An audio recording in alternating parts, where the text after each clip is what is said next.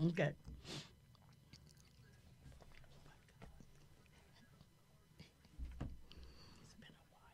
I know.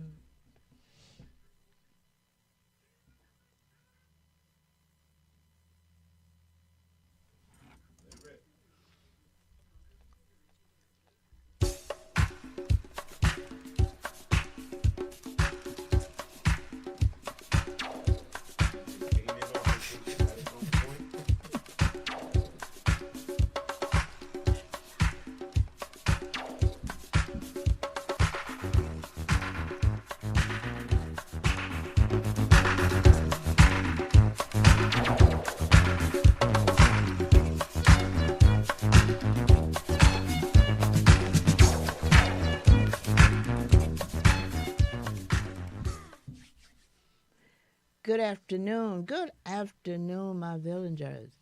How is everybody today? Now, I know that's a loaded question, uh, uh, uh, loaded one for most of us, but I'm going to ask it anyway. We're going through some challenging times, Yes. unnatural, diabolical, evil things are happening. And I know as people of faith, and we are, and of course, I would declare that's whatever your faith is, not just any particular one. That's whatever your faith. Maybe you are just faithless, believing you created the universe. Well, in that case, whatever. But I would say just lean into whatever floats your boat. You know, just make sure your boat is floating on water, though. Least you find yourself on unlevel grounds. Now, that's the metaphor I want to use. These past days have been cringeworthy. Relationships are in turmoil, Ugh. and the children suffer. Mm. I just heard about where a parent Yeah. killed 8 children. Did you hear Oh that? my God. Now, you know that's not natural. Mm-mm. At least in our village, it's not natural. No. Now, I'm not a Rhodes Scholar, nor do I have letters behind my name, but common sense tells me that there is sickness going on. Mm-hmm. Yes, it's evil, all right, but there's a level of sickness our community has not dealt with. And that's not an excuse, but an explanation. And until we, as African Americans, realize that what we went through for over the 200 plus years, you know, the United Nations just proclaimed that what I've been trying to get across for 2.5 years here, that the transatlantic slave trade Yes. was the greatest crime against humanity. Yes. What we went through and still going through, we call it slavery. But one of our experts called Dr. Anna, she redefined it and named it Maafa, Right. a Kiswahili word meaning the worst. I saw that. An injury that has never been tended to. Mm-hmm. We're going to have our experts slash specialists, that is, create a discipline, I call it. As oncologists was created to cure for, or attend to cancer, cardiologists for heart condition, epidemiology for the viruses. We're going to have to assess our condition as a virus. I coined it the African slave virus 401. You know, you need to put a name to something. You have to put a name to it before you can cure it. So you wouldn't just ask anyone to come up with a cure. And until we, the African community, recognizes and demands that we declare our experience Yep. over here in America was not just a crime, but also an injury Absolutely. that's never been dealt with, we're going to, continue to have these problems. Or now it has been defined, our situation. Dr. Joy DeGraw calls it post-traumatic slave syndrome. But we've got to come up with treatments so we can expect more, or we can expect more of the same. Right now, though, I want to thank my team. I want to thank Sheila Bird, our producer, Juanita McClure, advisor, promo crew, our little ones, about 3 or 4 of them. And of course, Norm, our engineer here. Norm. Norm. King Norm. Stormy Norm. Yep. Stormy Norm. And I certainly want to welcome back my co-host, Rose you. Moore. Glad to be back. Yes, she's been on that cruise. I tell you, that was a huge cruise. Yeah, You're going to tell us a little about it back. after a while. Yeah. Tell us a little bit about it. Mm-hmm. Now, listen, before I let you come on, I'm going to tell about I'm adding another segment to the podcast. I'm bringing in a young man on who will be reviewing my books. I have 5 of them. Matter of fact, the children book makes 6, and I'm getting ready to produce 2 more. It's going to be a small, not the big book. It's just going to be a pocket, sort of a pocket book that you could, so no damaged goods made in America. Goods made, of course. Something that you can pick up, take out of your pocket and read whenever you're deciding on things, whenever you can't understand what's going on in your world. Whenever all this stuff is going down and you're wondering, you point fingers at each other, then you take out the little book and it tell you how we've been damaged and where it comes from. Right. So that's going to be, and next Monday. So please tune in. But for right now, I'm excited. Yeah, I'm excited too. Right now, I'm going to take one of my books and read a piece that I find more appropriate today.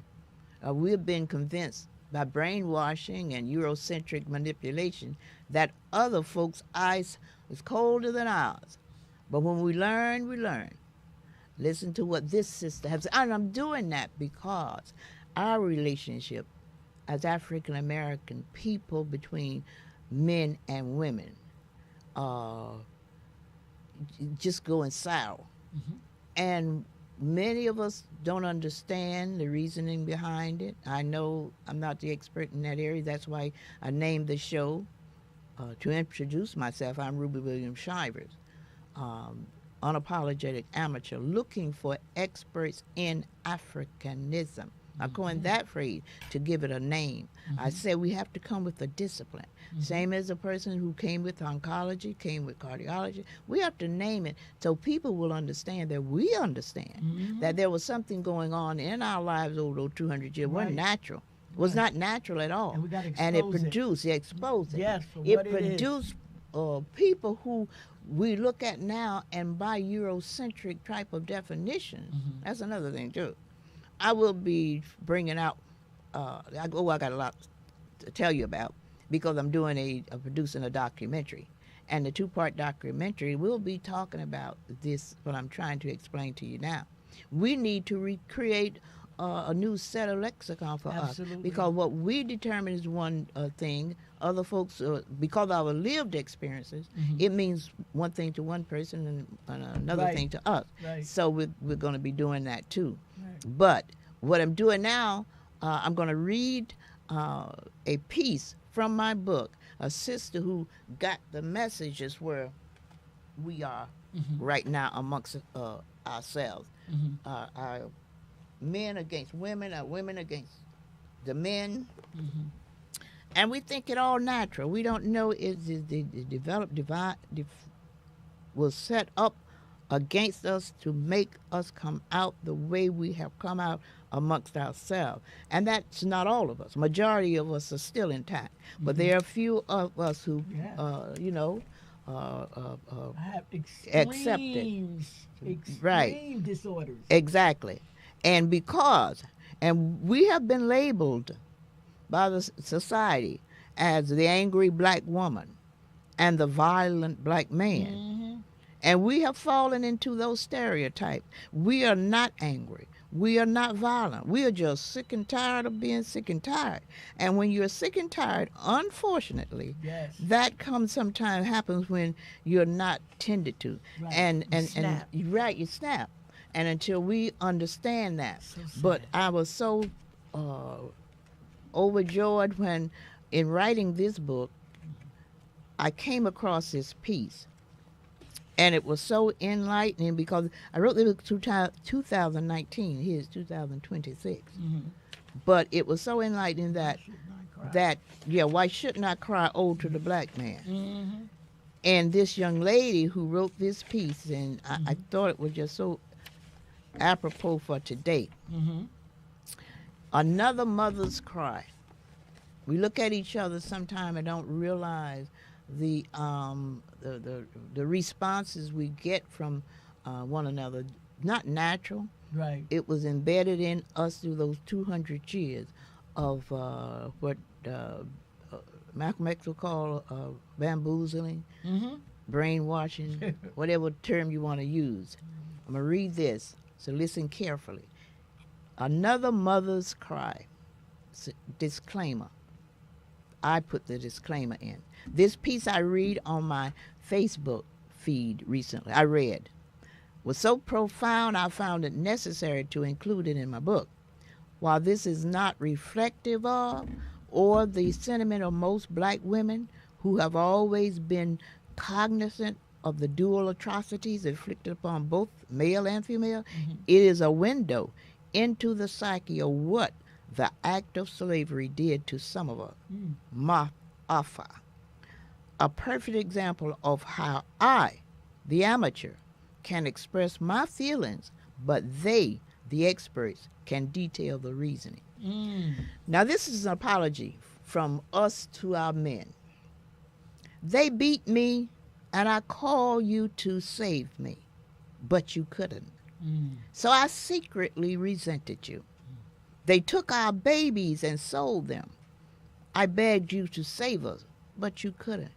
So I secretly blamed you.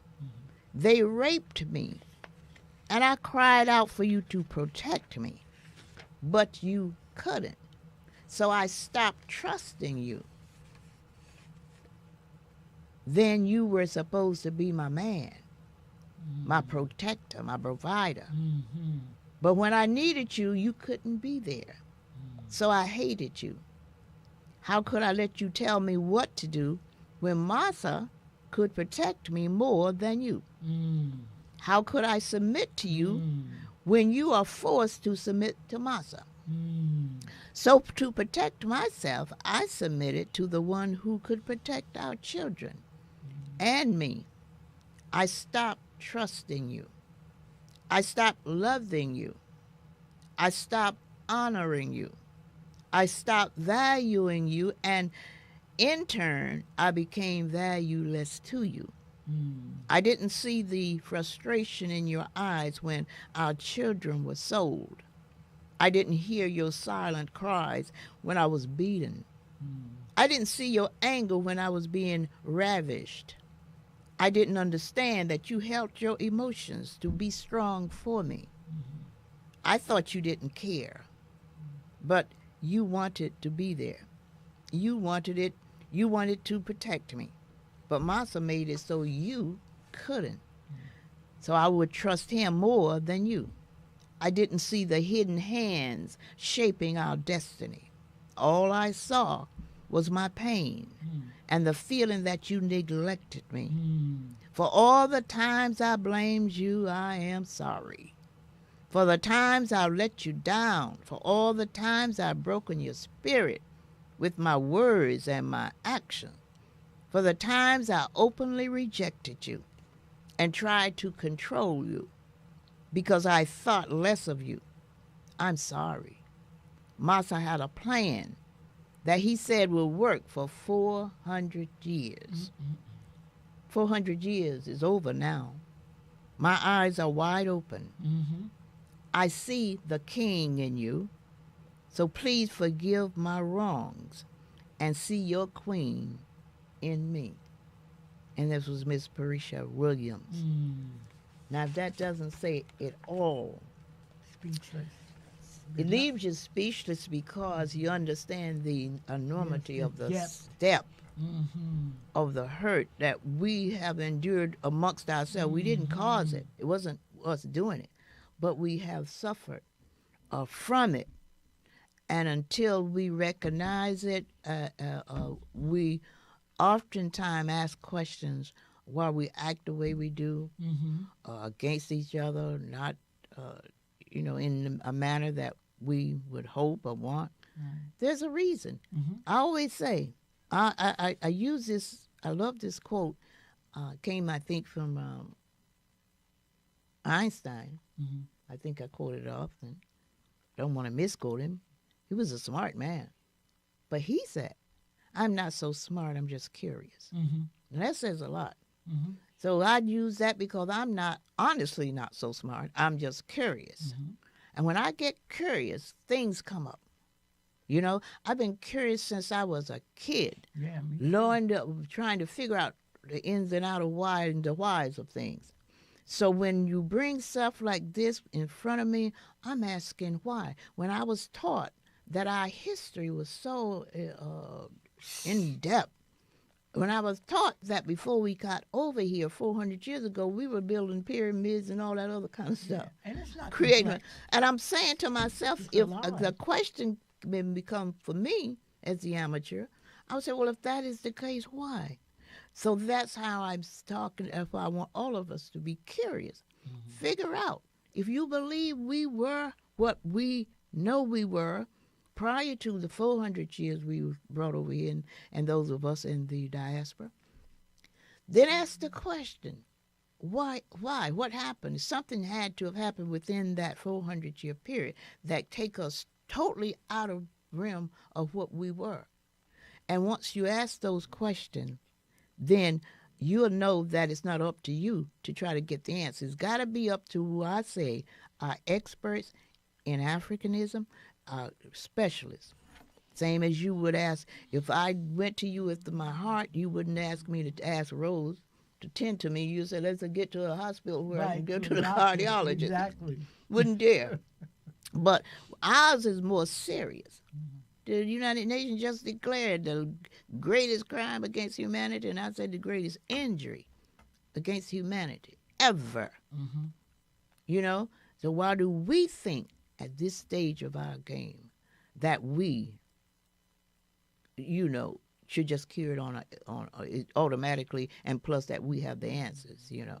One of the things, and I want you to talk to me about what you were involved in, because I know you're in social justice.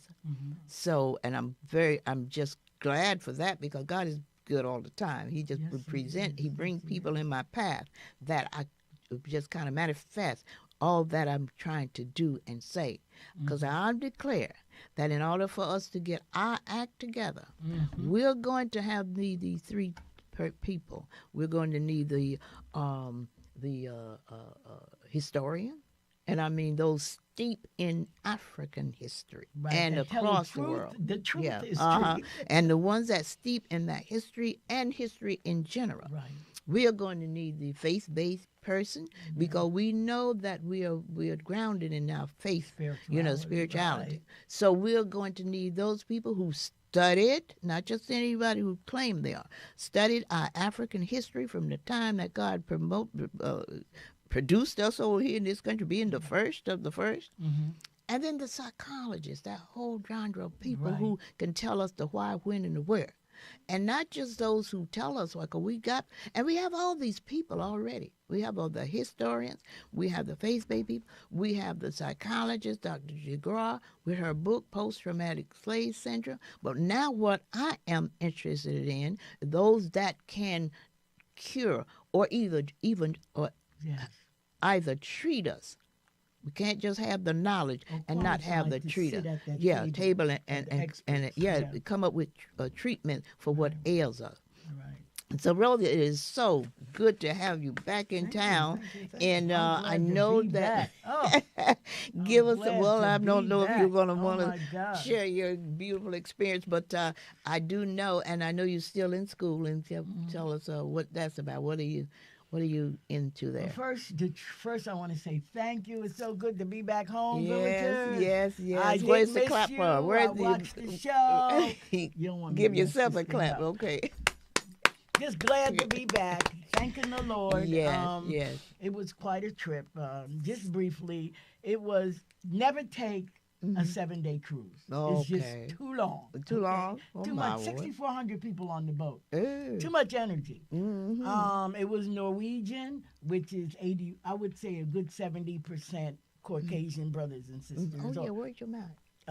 Caucasians 70%, but everybody was so nice. And you know it's sad, Ruby, because as nice as they were, the people, there was no problems on the ship whatsoever. But as nice as they were, the ship takes off from Louisiana because it's a big ship, 6,400 people. You know it has to be one of Norwegian's biggest ships. Oh, yeah. But I couldn't help thinking, walking in the streets of Louisiana, because we were there a whole day before, so I got to walk them down Bourbon Street. And beautiful place. I was there once. I love it.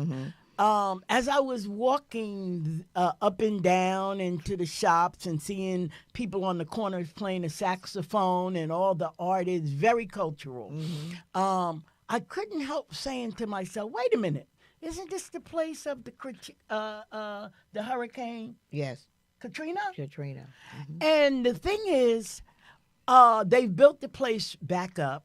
It is a multiplicity of different types of people, but when I got on that boat and I saw those white people so nice, and a great part of them was from Louisiana, except for the people that flew in from all over for this cruise, I said, wait a minute, these people are being so nice, but I wonder how many of them from Louisiana kept the people from coming over the bridge.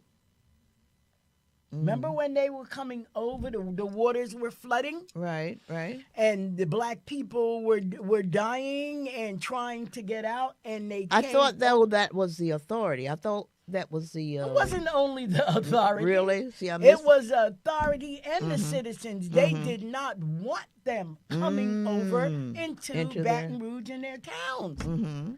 And I said to myself, look at this. Isn't that something? And now it's forgotten. So other than that, the trip was nice. It's just that I never forget the suffering of my people. Never. And it was just nice. We went to Mexico first, which it took about almost 2 days. So altogether it was 9 days.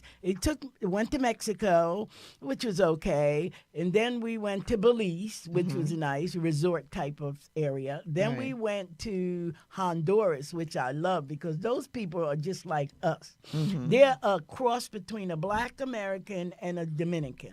They are just like us. And they all are Africans. You know what and we they're got? all Africans. You can look at their hair. Yeah. You don't even have to ask. And we look at their skin tone. I couldn't even tell who was them and who was us. Because we understand clearly that we've been separated with that transatlantic slave trade. And we have all come from an area they call Africa, however framed it, but we know it is Africa. Right. We can't forget that. We in different areas of the diaspora, but we're all from that area. Right. And we're all sisters and brothers. And they know it. They have deliberately separated us with these names and the distinction, and we can't get out. And some of us, one thing, if I'm going to give Trump credit for anything, which I won't give him credit for anything. Please. He had shown us all now. Right. You black, you black. Right. So stop trying to define yourself as something other, something else. He made that clear. Made it very clear. Yeah. That may be the best thing that's going to ever happen out of what he's doing. We all got to get back together to know that we're sisters and brothers from the continent of Africa. That's right. Make no mistake about that. Right. Regardless of where you happen to land, where they happen to put you off, once they brought you over here on that slave ship, you're still African. That's right. You know, but that's I have been on cruises before. Since some years back, I guess 10, 15. Were you exhausted when you got on? Well, no, I always enjoyed the cruise. That was my favorite. I enjoyed it, but it was so exhausting. Yeah, it can be very exhausting. And on those high seas and to see nothing but water on both sides of you, But it was the water. Well, was I calm. couldn't see the water from the casino, and I was See, and I'm not a casino person. Not anymore. Yeah. I wasn't. I just loved the casino. When I got on the boat, I think I missed a whole lot of stuff. But I hit the clubs in the casino now. Okay. I did hit the clubs, and people were white people could dance now. Yeah, they They were well, throwing they could down. dance. I Now, I want know you to back know in that. the day, I'm from the silent generation. I know the day when they were couldn't dance. They have copied. Yeah. I tell you, everything that is They're great us, copyists. they Great copyists. have copied. Yeah. I tell you. But I just want to say one thing about. I am no expert. I've been like Ruby, been curious since my childhood, and I've been asking questions since my childhood. And when I went into seminary, and I began to learn the Bible first, before I read other religions, comparative religions like Zoroastrian or Farian, and Zoroastrianism. That's the correct pronunciation. And Islam, and I've studied Islam. So those three, but biblically is where I settled, because no man has ever called themselves the Son of God and came out directly from God except Jesus. So I chose that one to study. But I just wanted to say something about experts. When you were saying about experts, I asked God, I said, wait a minute, God, you made us. So why do we have to be second-class citizens? I asked the Creator. That's who I went to. And I said, Lord, if I spent an hour with you every day in your word, would you show me? And I did it. I did it to this day. To this day, I'm in the word every day. It may not be the Bible, but I am studying, about who we are. And every day I put some time to that. So I just want to say that the villagers, on top of what Ruby was saying about what we have to do as people, we all have to come together, because we're leaving our children. And we want them to have a better world than we have. And in school, where I started out as psychology, getting my master's in psych, but I quickly switched over to social justice. So that's my minor now, social justice, because we all have a responsibility. Yeah. So I just want to leave you with this. And we're all in the Bible. And I graduated in 2004 from seminary. And when I took it to the black preachers that we're in the Bible here, we're in Isaiah, we're here, they didn't want to hear it. Well, that's because, again, I'm going to continue to say that until I'm blue in the face, that we have been, I would call it socially engineered. Okay. As human beings. That's a good We have been bamboozled. We have been brainwashed. We have been Eurocentrized, if that's a word, because in 200 years of the worst treatment of any in the entire history of mankind tells you that we were not spared. Right. But in spite of it, I want my people to know, in spite of all the damage that was done us, we still moved above with our greatness. Yes. And that only because the great people we are. Yes. But that still does not mean we have not been damaged to a degree. That's right. We've been damaged. So when we look at each other and wonder why, all of us, when we look at each other and wonder why, some of us were spared more than others. Right. I'm not a Clarence Thomas by no stretch of the imagination. Right. I'm not a Candace Owens by no stretch of the imagination. Right. I'm not a whole lot of those folks that's out there, was truly damaged. Right. But I'm saying, even them, we have to look at them and say, if you knew better, like Maya Angelou, to quote her, if you knew better, you do better. Exactly. And they don't know better. Right. They are moving along with whatever they think is beneficial to them. Right. Right. We actually have never been a group that had ever been able to get together. What we do basically individually on our own, what we may have read other folks have done. Right. But when now we are the educated ones of us, we have use big words, and we'll say, well, we're not, I'm not monolithic, because it sounds good, but we don't realize not to be monolithic. For us, we need to be a little bit more monolithic, because we have not had the opportunity to get together as other groups have done, like the Brit Society, the B'nai Brit, all of them, they get together and go away and create a consensus. right. Then come back. They still may not be monolithic and think the same way, but at least they have developed a consensus that allows them to come back on one accord. We don't have that. They so come when back with a plan. That's a plan. But we have not done the closest group that you can say now that have done that is doing that now. The Muslims, Nation of Islam. They, at least, I'm not saying whether you agree with what they come back with, that's beside the point. I'm not trying to convince you there. Kudos, I'm they're trying doing to say to you, they go away, come and develop a consensus of what they're going to do, come back, and they may not all think alike once they get back. Right. But it's the consensus. Then that's what we need as African people. We got to create a way that we can come together on one accord to decide on stuff that when we come back, gonna be in consensus, not necessarily monolithic. That's right. That's and right. until we understand that we got to create, I call it a discipline. I think of the disciplines that we got, like I say, oncologists, the epidemiologists, the cardiologists, or whatever you want. Then why don't we have something to name? Right. I call it Africanism. Now, until some of you all come up with a more appropriate name, then that's what I want to call it. Africanism. That means the study of. Right. The study of what I could declare that we have gone through and still going through. Right. It hasn't ended now. Right. 1865 it may have been what we so-called slavery, but it didn't end the continuation of what not was at all. happening to us. Yeah. It's under a different guise. Yeah. It's not as overt. Exactly. But it's just as impactful. Yes, And we need to recognize it, call it out, and like you said, make a summit, go away, experts come and come back with a plan of action. Plan of action. Not that money interspersed with whatever other people want to do. You know, we, like us, I'm not knocking the NAACP because I think we still need to have these things going. I appreciate it. But because we haven't understood maybe yet, it hasn't clicked with us yet, that we need something separate. So I like to,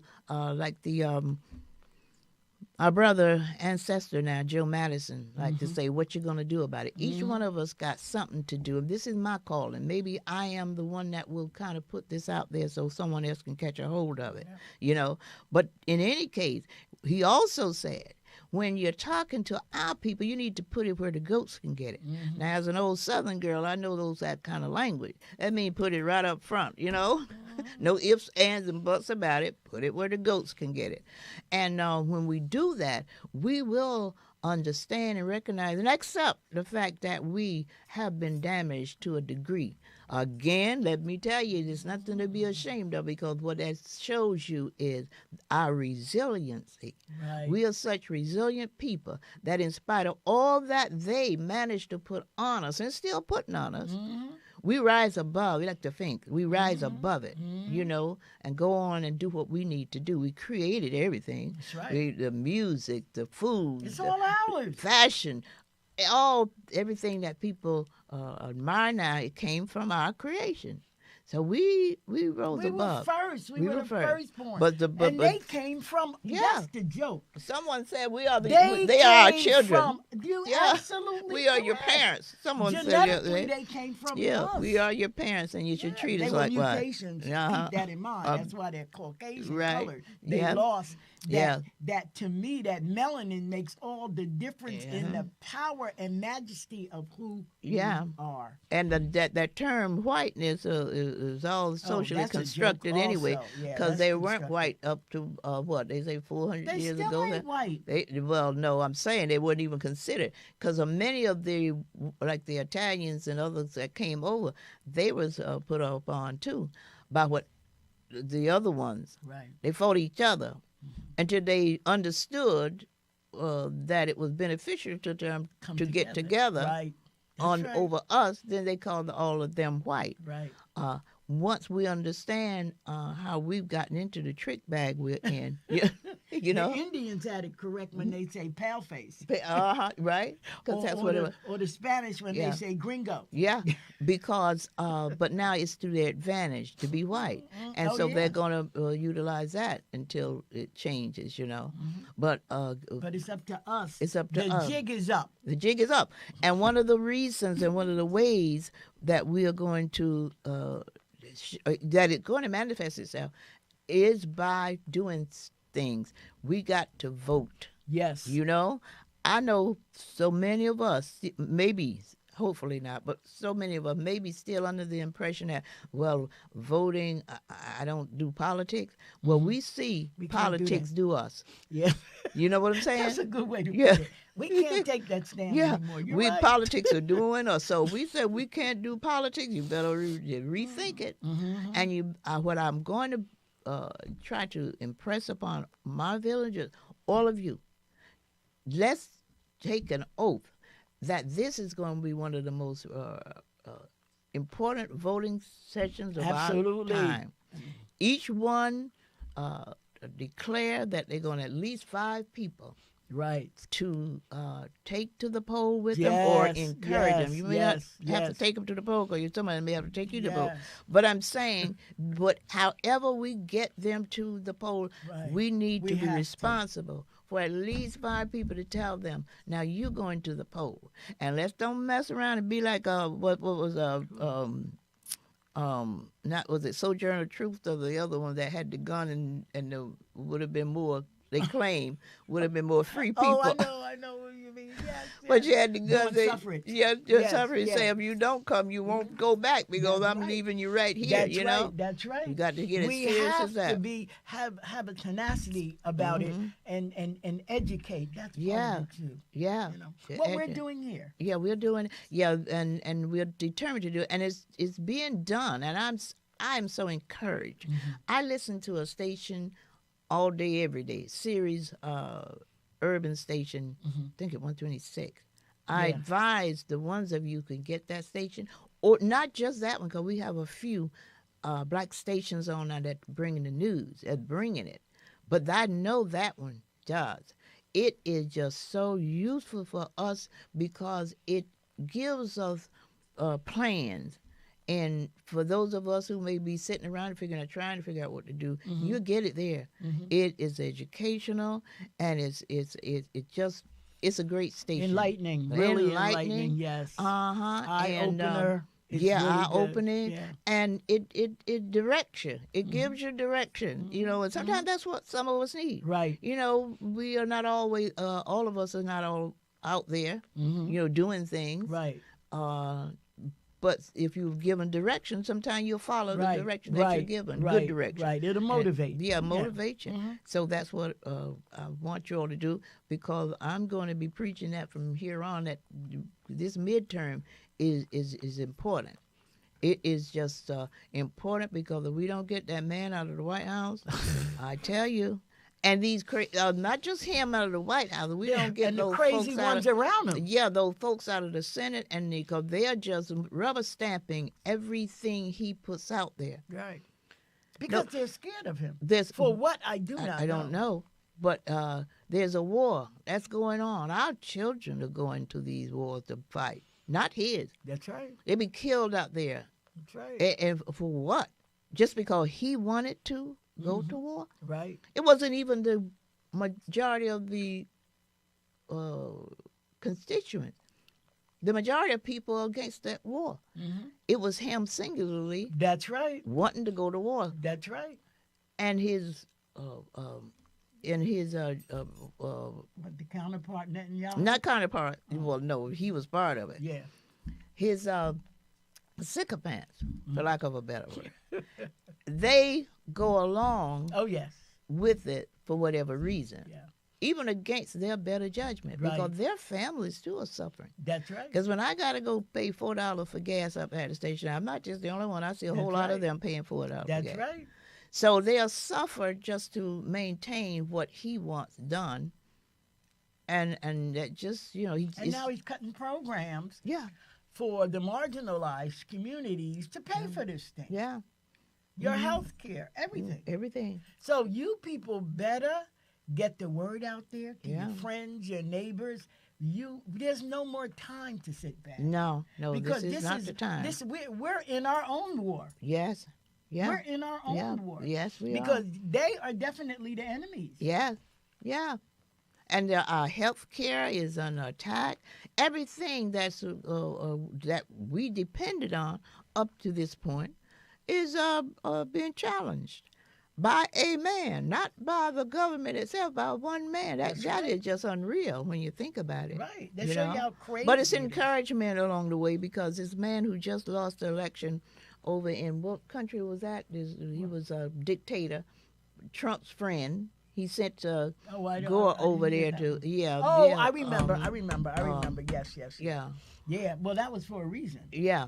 So he's been there for like what, 14, 15 years. Yeah, so but no the one people thought want him out because they don't want the U.S. in their lives. And anymore. plus, they got enough of his dictatorship. He became a dictator and controlled. That's what I'm so afraid with Trump.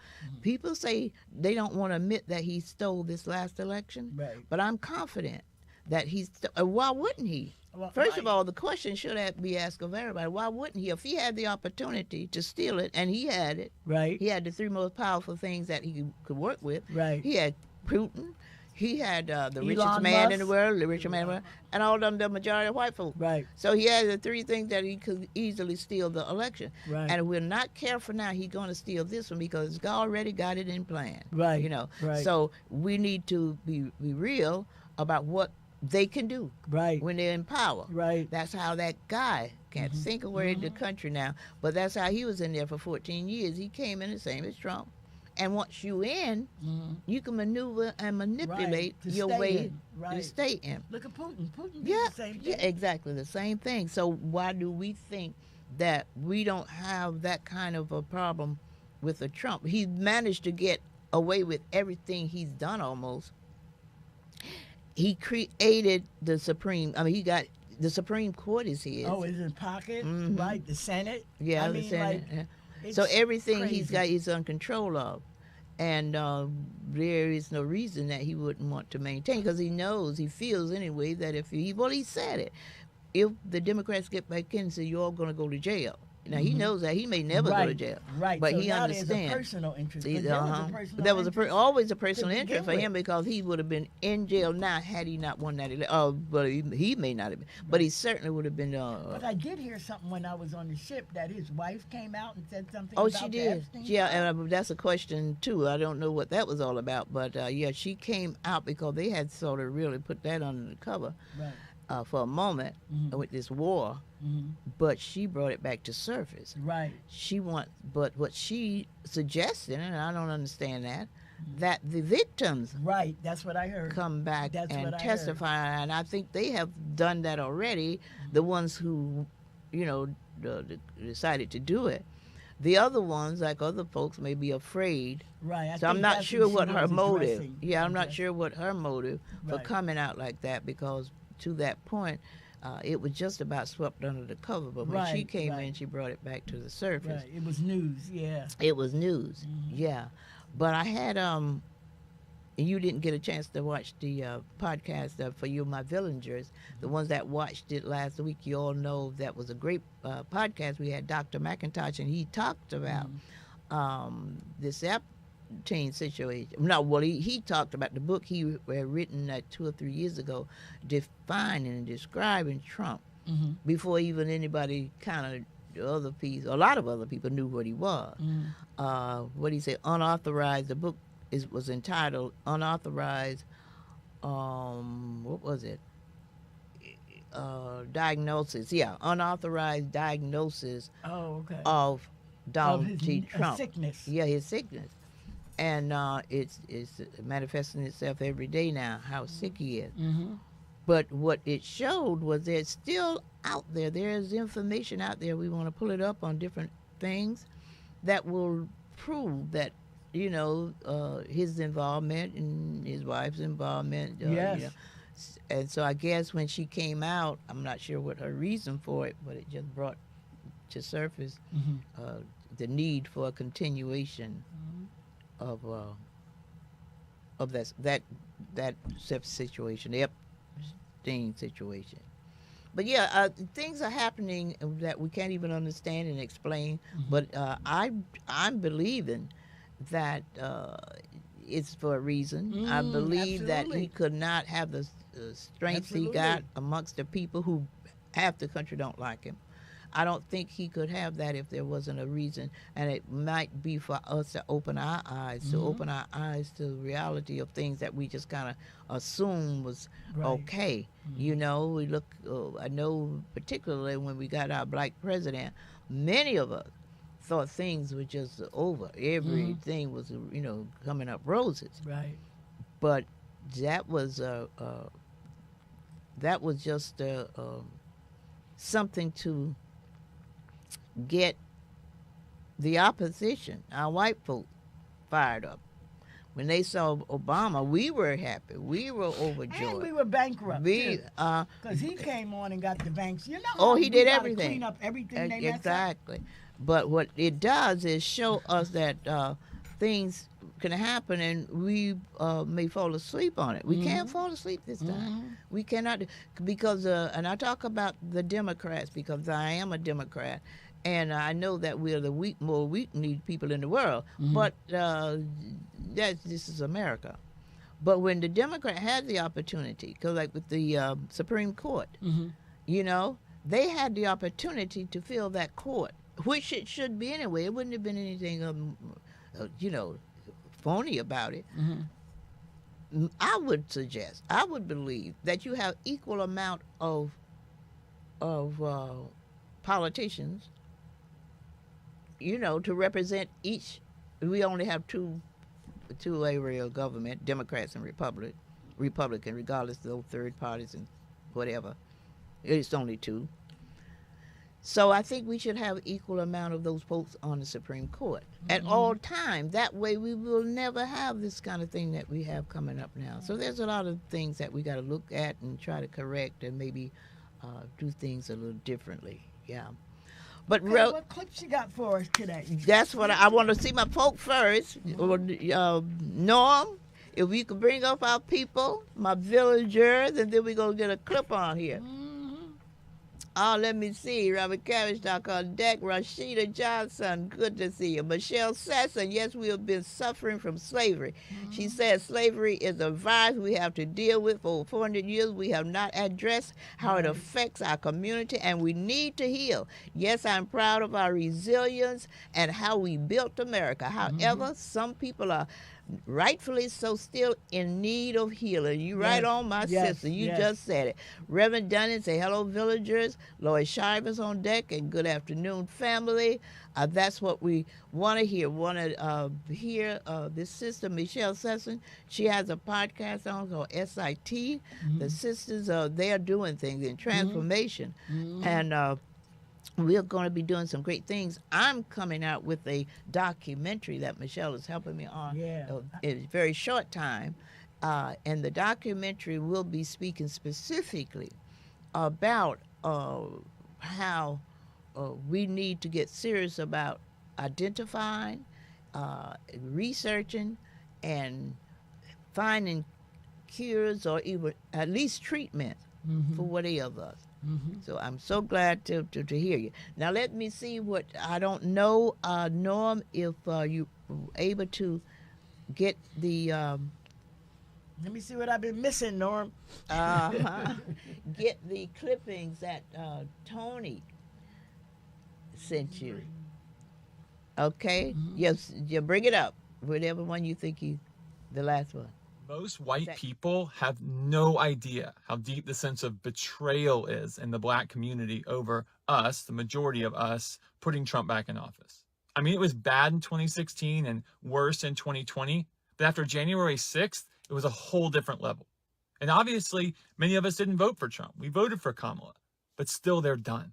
Done fighting, done trying to fix the mess that we've created, not just with Trump, but in building and maintaining a white supremacist system for centuries. And this idea that we're just going to vote MAGA out and get back to normal, they're done with our normal, because we can't take one more step forward as a nation until we correct the wrongs of our past. And this is why we started the table, and why our commitment is first to racial justice and second to racial unity. Because we will never have unity without justice, reparations and all. And we do need to come together. I truly believe that. But if justice isn't at the center, don't bother. So join us at the table. You can find the link in my bio, and let's fight for justice together. Most white people have Just said it. That's Fight for right. He justice speaks the together. truth. He speaks the truth. What is the one that's number one there? It's a message from white, number one. Was that one? Bring it down again. Oh no, well then bring me one up that Tony just sent in. Anyone? This might be the one that gets me kicked off this platform. So I'm going to be graphic. It is what it is. Let's talk. Because this week something happened that took us about 400 years to get to. And before I tell you what was said, I need to tell you what was being named. Because this is the part that never gets said with the weight that it deserves. Before a single ship left the coast of West Africa, the people who were going to be put on it were already being processed, stripped naked, prodded, groped. Traders invasively examined the breast, buttocks, and vaginal areas of women and girls, allegedly to assess their childbearing ability. Men and boys were groped around the groin, scrotum, and anus. One white trafficker who later testified described the process as similar to what you would do to a horse before purchasing it. These were human beings, y'all. They were being evaluated the way that you would evaluate livestock. And when the evaluation was done, they were assigned a number, not a name, a number, and loaded onto ships. These ships were built into two categories, tight packers and loose packers. Tight packers maximized profit. Human beings were measured with instruments with charts to calculate how many bodies could be chained in a single row. The space allocated per person was roughly the size of a coffin. Men were shackled together in pairs at the wrists and ankles and packed into the hold lying on their sides, unable to sit up, unable to turn over, unable to move. The heat in the hold was lethal and suffocating. There was almost no ventilation. The air was so thick with human waste, sweat, and disease that sailors reported being unable to breathe when they opened the hatch. Dysentery tore through entire decks. People vomited on each other. People had diarrhea on each other. People died chained to the person beside them and stayed there, rotting, until someone came to remove the body. Sometimes that took days. Smallpox spread. Measles spread. The living were chained to the dead in spaces the size of coffins, in heat that historians describe as suffocating and unbearable. In the middle of the ocean, women were kept unchained in separate compartments, not as mercy, but because being unchained made them easier to access. Crew members raped them throughout the voyage, not occasionally, routinely. Those who resisted were flogged. Women gave birth on those ships, without medical care, without assistance. In those conditions, most newborns didn't survive. In one documented case, a captain punished a failed rebellion by killing one of the men involved immediately and forcing two other enslaved people to eat his heart and liver, while the rest watched. This is in the historical record, y'all. It is documented in historical accounts of the Middle Passage. About 15% of the people put on those ships, nearly 2 million human beings died before they reached land. They were thrown overboard, and some were thrown overboard alive because maritime insurance paid for cargo lost at sea, not cargo that died of illness. Throwing people into the ocean alive was more profitable than letting them die of disease. The most documented case is the Zong Massacre of 1781, in which a British captain threw 132 enslaved people into the ocean alive and filed an insurance claim. The case went to court. The question before the court wasn't whether a crime had been committed, though. The question was whether the insurance policy covered the loss. The ones who survived the crossing arrived at a port and then were processed again. Before they were sold, their skin was rubbed with oil to disguise cracking and lesions. Their heads were sometimes shaved to remove gray hairs and bacteria, to make them look younger and healthier than they actually were. They were examined again by buyers, poked, prodded, molested. George Washington, who would become the first president of the United States, specified in writing in 1772 that he preferred enslaved people not exceeding 20 years of age. He was placing an order for human beings Like you would place an order for food, and the ones who were purchased were put to work. About 80% of enslaved Africans transported across the Middle Passage ended up on sugar plantations in South America and the Caribbean, where the mortality rate was so high that the entire enslaved population had to be continuously replaced through the ongoing slave trade. People worked from before dawn until after dawn. Wow. See, a lot that we, even the ones of us who know our history, have things to learn, that have not been told. Right. Because just think, it wasn't 100 years ago that we weren't even allowed to read. So when I say that we have come a long way, Yes, we have. when I say that we are resilient people, when I say that we are great people, I'm not fantasizing. That's the truth. Because I don't know any other people that could have sustained and maintained the kind of things that we went through and still going through, if you think about it. But that shows you should ask questions. When you think, when you get the nerve to think, I wonder why this and why that, why we are not this and why we just say, well, I wonder what happened. To us, that would put us in a position, knowing what the history says, that we built the pyramids, knowing that we were great people, knowing that we had, established societies long before these people knew how to go to the bathrooms. You just ask questions, simple questions, and then you'll come up with good answers. Say, I know it must be a reason.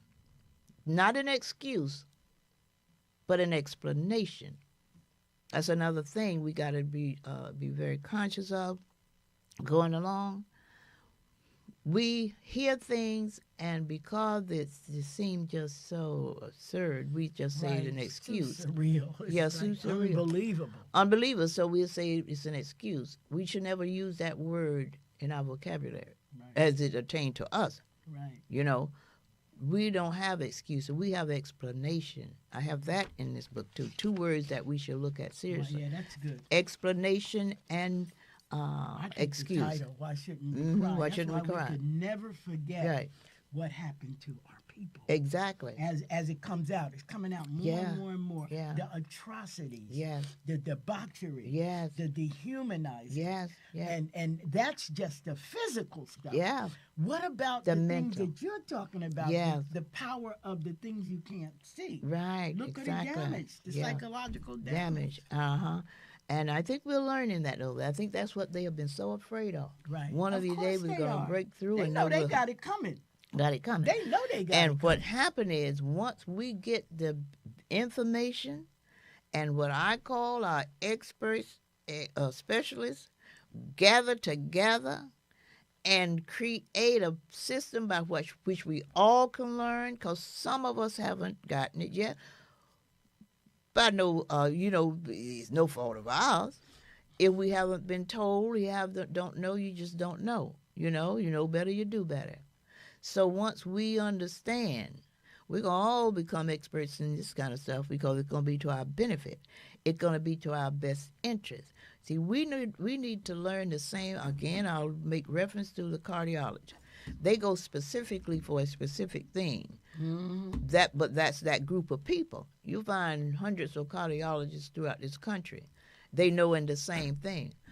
We, as African people, are going to be the ones that know all this about ourselves, under the umbrella of Africanism, or however we want to classify it. But once we learn that, we're going to be too hot to try. Much too hot to handle. I tell you, like our ancestor Joe Madison said, bring it where the goats can get it.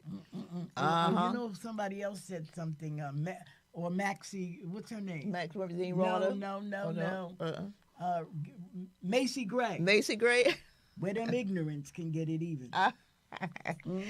My villager, it's been a pleasure to talk with you all today. I hope we have left you with some knowledge that can move us forward. That's the bottom line. We got to be moved forward. Yes. And we won't do that unless we can hear something that's going to motivate us, something that's going to clarify the situation we're in, and the blame will be lifted from us and put where it should be, Right. and that's on the folks who brought us over here. That's right. So for next time, we're going to say God bless. Yes. And you all take care. And glad to see you. Glad to be back, villagers.